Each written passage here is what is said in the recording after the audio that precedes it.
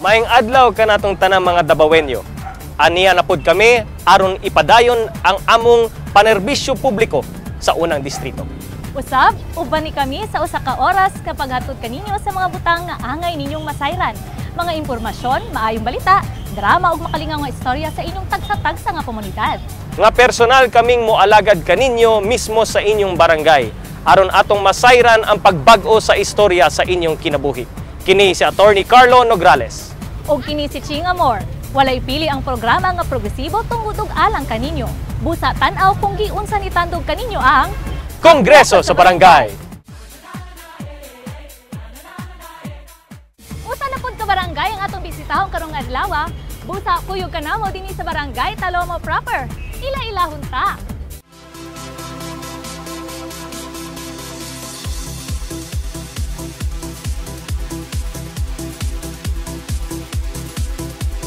Pinakadako og land area sa unang distrito dinhi sa Dakbayan ang Barangay Talomo proper. In 1880, Talomo was already recognized as the former Davao town proper.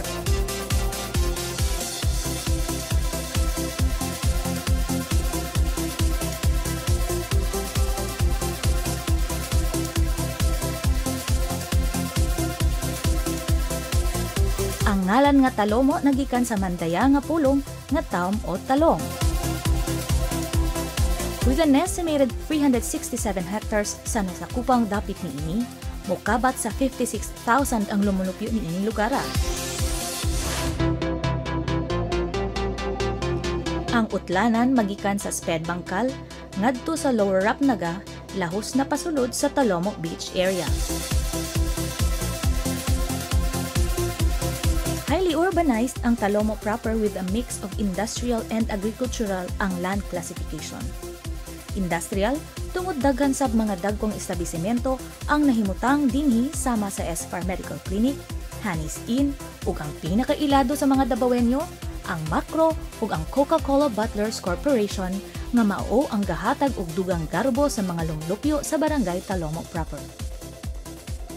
Dinhi inyo pud makita ang lain pang dagkong landmarks sama sa RS Boat Builders ug Mercury Drug Corporation. Ug tungod kay agricultural pod ang Talomo proper, kopras ang kasagarang ani sa yuta.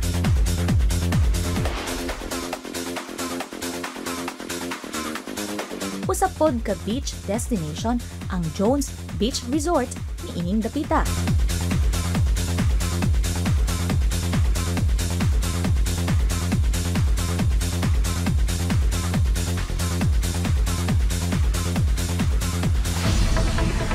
Aduna usab kini sa pa nga 1.5 kilometers ang taas nga gitawag nga Talomo River. Ug sa kataas niini makita karon ang naglaray nga mga panimalay.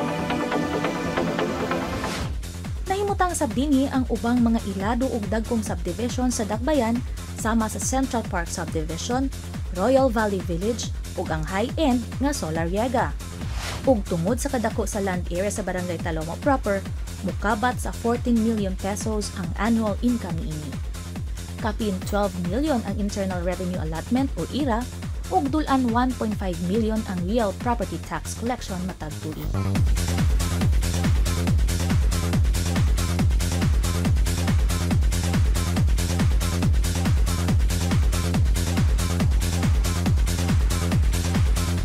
Daghan gayud nga maayo ug maanindot nga butang nga ginapanag-iyahan sa Barangay Talomo proper.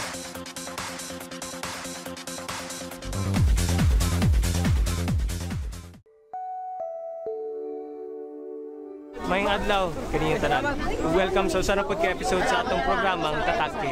Karong adlaw atong i-feature ang Oplan Kalinga project ni Speaker Boy Nograles. Din nga hatag kita og rice pack assistance para sa mga lumulupyo nato sa Talomo District na nakinihanlan ug ingon aning hinabang gikan sa opisina ni Speaker Nograles. 1,000 ka mga recipients sa mga rice pack assistance ang makadawat og grocery packs gikan sa atong opisina kay para makatabang ni sa ilang pamilya sa ilang pang-adlaw-adlaw na panginahanglan. Salamat mi kay Carlo nga matinabangon sa mga pobre. Di pa mi kaayo kami tanan kay gihatagan ni Attorney Carlo Nograles. Daghang salamat sa inyo ha o kay Boy Nograles. Ug mao katong sa napod ka episode sa atong programa, kini si Attorney Carlo Nograles. Magkita-kita na pud ta sunod semana dinhi lang sa Tatak K.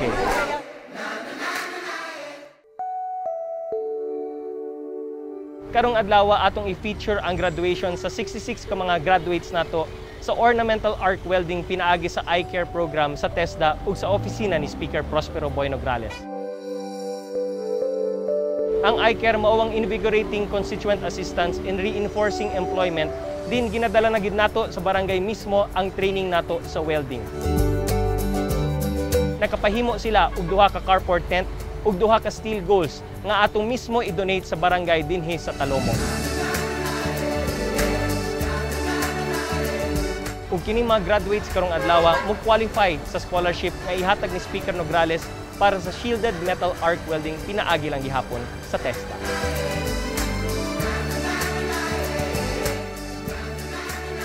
Ug mao kadto ang usa na pod ka episode sa atong programa, kini si Attorney Carlo Nograles. Magkita-kita na pod ta sunod semana dinhi lang sa Tatak K.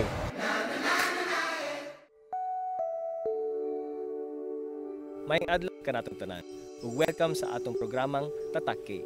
Karong adlaw atong gi-feature ang pinakabag-ong scholarship ni Congressman Nograles dinhi sa atong Oplan Kaalam Scholarship Program. Adto kitay 115 ka first year ug second year students nato dinhi sa University of the Philippines nga gitagaan og full scholarship. Mao kini ang kita namong pinakamaayong pamaagi na atong maeksportahan ang pag-eskwela sa atong mga gitawag na scholar ng bayan. Ato lang po di timing ang pag-launch atong scholarship sa birthday ni Speaker Prospero Boy Nograles kay para mahimo kining pahalipay niya. I'd like to thank Congressman Nograles and Attorney Carlo Nograles for offering us this scholarship. Mao kadto naglangkop sa atong programa kini si Attorney Carlo Nograles. Magkita-kita sunod semana dinhi lang sa Tatak K.